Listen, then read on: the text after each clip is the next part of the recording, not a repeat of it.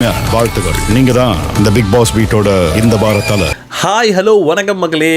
என்னங்க போகிற போக்க பார்த்தா ரம்யா ஜோக்கு கப்பை கொடுத்து ஏமா நீ வீட்டுக்கு போமா அப்படின்னு சொல்லிடுவாங்க போல இருக்கு. எனக்கு இப்போ ஒரு ஒரு ஒரு பயம் வர ஆரம்பிச்சிருச்சுங்க. என்ன அப்படின்னா, அதாவது நீங்கள் யோசிச்சு பாருங்களேன், எனக்கு என்கிட்ட நிறைய பேர் கேட்டுக்கிட்டு இருந்தாங்க. அதாவது என்ன ப்ரோ ரம்யா ஜோ வந்து வெளியே அனுப்ப மாட்டேங்கிறாங்க, ஒருவேளை டைட்டில் வின்னர் ஆயிடுவாங்களோ அப்படின்ற மாதிரி கேட்டுக்கிட்டு இருந்தாங்க. எனக்கு என்னமோ உண்மைதான் போல இருக்குது.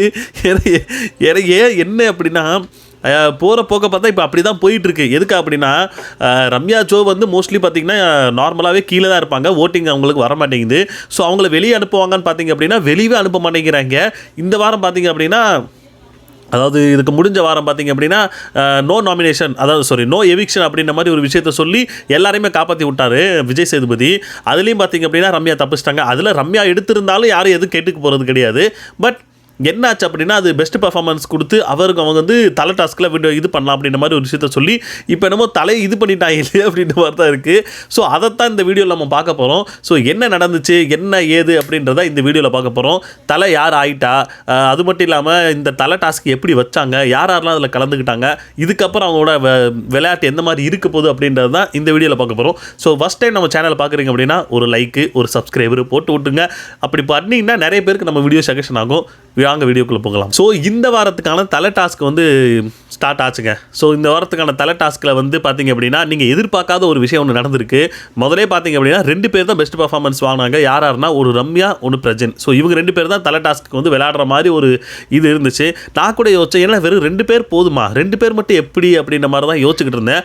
பட் அதில் தான் ஒரு ட்விஸ்ட்டு அப்படின்ற மாதிரி இப்போ ரீசெண்டாக புதுசாக வைல்ட் கார்டுன்னு சொல்லி ஆதிரை வந்தாங்க பார்த்தீங்களா. ஸோ ஆதிரையை வந்து இந்த தலை டாஸ்கில் விளையாட வச்சுருக்காங்க. அதில் நீங்கள் ப்ரமோவில் பார்த்தீங்கனாலே உங்களுக்கே நல்லா தெரிஞ்சிடும்.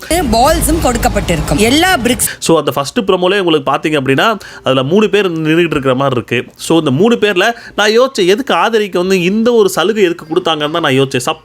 சப்போஸ் நீங்கள் யோசிச்சு பாருங்களேன், ஆதை இந்த இதில் ஜெயிச்சிருந்தாங்க அப்படின்னா நாமினேஷனில் வந்திருக்க மாட்டாங்க, நாமினேஷன் ஃப்ரீ பாஸ் ஆகியிருக்கும். ஸோ மேபி எனக்கு தெரிஞ்சு வைல்ட் கார்டில் வந்தாங்கன்னா அவங்க வந்து நாமினேஷன் ஃப்ரீ நார்மலாகவே அவங்களுக்கு இருக்கும். பட் ஆதிரைக்கு இருக்கா இல்லையான்றது வந்து எனக்கு கொஞ்சம் சந்தேகமாக தான் இருந்துச்சு. இப்போ என்னடான்னா, இப்போ அவங்க தலை டாஸ்க்குள்ளேயே விளையாட வச்சுட்டாங்க. மேபி அவங்களுக்கு இருந்திருக்கலாம் அப்படின்ற மாதிரி தான் ஒரு தாட் வருது. ஸோ இவங்களை எதுக்கு இது வச்சாங்கன்னு தெரில. அது மட்டும் இல்லாமல் நேற்றா நினைக்கிறேன். ஸோ நான் வந்து சொல்லியிருந்திருப்பேன், நம்மளுடைய சப்ஸ்கிரைபர் கூட பேசிக்கிட்டு இருக்கும்போது, லைவில் பேசிக்கிட்டு இருக்கும்போது நான் சொல்லியிருப்பேன், ஆதிரையெல்லாம் வந்து பார்த்தீங்கன்னா கண்டஸ்டண்ட்டாக வந்திருக்க மாட்டாங்க, வைல்ட் கார்டெலாம் அவங்க வந்திருக்க மாட்டாங்க. அவங்க வர்றதுக்கு முக்கியமான காரணம் என்ன அப்படின்னா, ஒரு கெஸ்ட்டாக வந்திருப்பாங்க. ஒரு வாரம் 2 வாரம் இந்த கேம் வந்து பார்த்தீங்கன்னா சூடு பிடிக்க மாட்டேங்குது, ஏதாச்சும் ஒன்று கிளப்பி விடுவோம் அப்படின்றதுக்காக ஆதிரை இறக்கியிருப்பாங்க கெஸ்ட்டா அப்படின்ற மாதிரி நான் சொல்லிக்கிட்டு இருந்தேன்.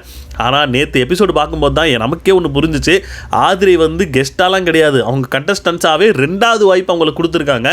ஸோ அப்படி பார்த்தீங்க அப்படின்னா வெளியில் போன எத்தனையோ பேர் பார்த்தீங்கன்னா, பிரவீன் ராஜா இருக்கட்டும், யார் நம்ம வாட்டர் மெலனாக இருக்கட்டும், இன்னும் நிறைய பேர் இருக்காங்க, நல்லா விளையாடக்கூடிய நிறைய பேர் இருக்காங்க, கண்டென்ட் கொடுக்கக்கூடிய நிறைய பேர் இருக்காங்க. ஸோ அவங்கள யாராச்சும் ஒரு ஆள் இறக்கியிருக்கலாமே அப்படின்ற மாதிரி தான் எனக்கு தோணுச்சு. பட் ஆதிரைக்கு 2வது சான்ஸ் கொடுத்துருக்காங்க அப்படின்னா பார்த்தீங்க அப்படின்னா, ஆதிரைக்கு இதை விட ஒரு வாய்ப்பு வேறு எதுவுமே கிடைக்காது. அதை அவங்க எப்படி பயன்படுத்திக்கிறாங்கன்னு தெரில. சரி, அடுத்த இதுக்கு போவோம், ப்ரமோவில் வந்த விஷயத்தை பேசுவோம். ஸோ இந்த தலை டாஸ்க் எப்படி ஸ்டார்ட் பண்ணுறாங்க பார்த்தீங்கன்னா, 3 பேர் விளையாண்டுக்கிட்டு இருக்காங்க. அதில் 3 பேரில் பார்த்தீங்கன்னா பிரஜன், ரம்யா அண்ட் ஆதிரை 3 பேர் வர்றாங்க. ஸோ இதை ஒரு டாமினோஸ்ன்னு சொல்லுவோம் பார்த்தீங்களா. டாமினோஸ் அப்படின்னா ஒரு சின்ன இதை வச்சு அடுக்கி வச்சுக்கிட்டே இருப்பாங்க. ஸோ அடுக்கி வச்சு தட்டி விட்டோன்னா அது வேறு மாதிரி ஒரு கலராக வரும், வேறு மாதிரி ஒரு சுற்றி வரும். ஸோ இது வந்து கொஞ்சம் பெருசாக அந்த இது பிரிக்ஸ்ன்னு சொல்லுவோம் பார்த்தீங்களா. இப்போ ரீசெண்டாக நம்ம யார் பார்வதி வந்து அரோரா மேலே ஒரு மாதிரி அக்யூஷன் வச்சாங்களா, இந்த மாதிரி இந்த பொண்ணு தப்பான ஒரு குறியீடு காட்டுறா அப்படின்ற மாதிரி. ஸோ அதே மாதிரி தான் அந்த ஒரு கட்டை மாதிரி தான் வச்சுருக்காங்க. ஸோ அது வந்து நிப்பாட்டி வைக்கணும்.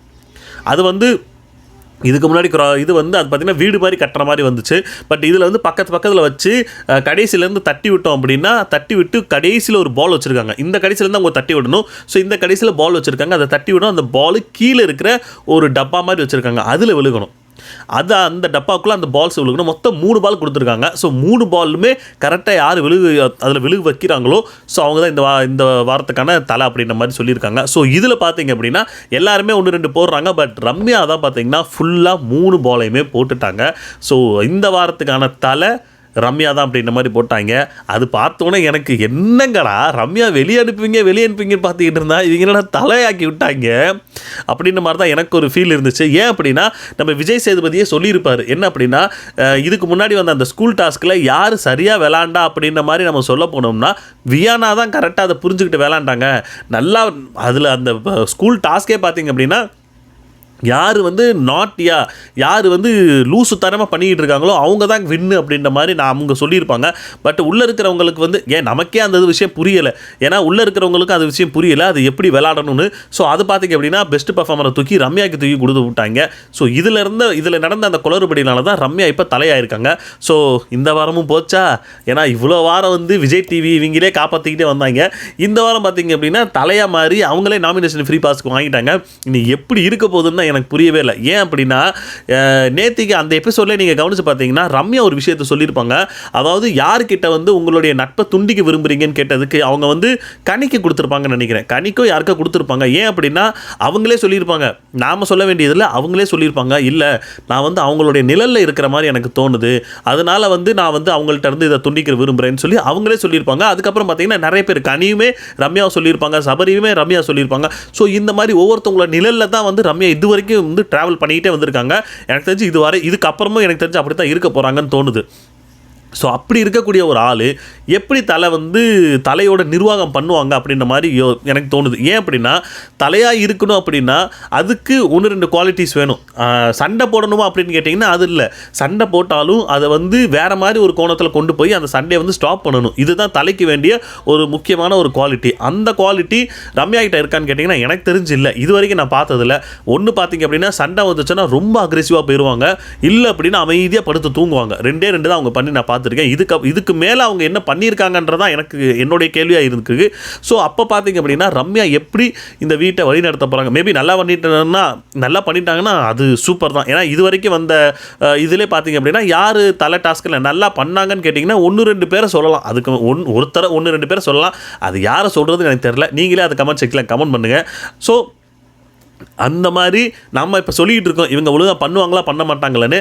ஆனால் நல்லா பண்ணிட்டாங்கன்னா சூப்பர் தான். விஜய் சேதுபதிக்கிட்ட அவங்க தான் இது பண்ண முடியும். ஸோ அதுக்கப்புறம் இவங்களுக்கு இன்னொரு சான்ஸுமே கிடைக்கும். அடுத்த வாரத்தில் வந்து பார்த்திங்கன்னா அடுத்த வாரமும் இவங்க வந்து தலை டாஸ்கில் வந்து போட்டிக்கிடலாம்.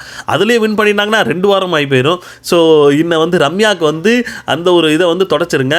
ஸோ அடுத்த வாரம் யார் வெளியே போகிறாங்கன்றதை இனிமேல் தான் தெரியும். இனிமேல் நாமினேஷன் இது பண்ண போகிறாங்க. ஸோ அதில் வந்து யார் என்ன இதுன்றது வந்து தெரிய ஆரம்பிச்சிடும். இன்றைக்கி வந்து திங்கட்கிழமை. ஸோ அவ்வளோதாங்க. இந்த தலை டாஸ்கில் இனிமேல் எப்படி அவங்க வர போகிறாங்க, என்ன பண்ண போகிறாங்கன்னு சொல்லி நானும் வெயிட் பண்ணிகிட்டு இருக்கேன், நீங்களும் வெயிட் பண்ணிகிட்டு இருக்கீங்கன்னு நினைக்கிறேன்.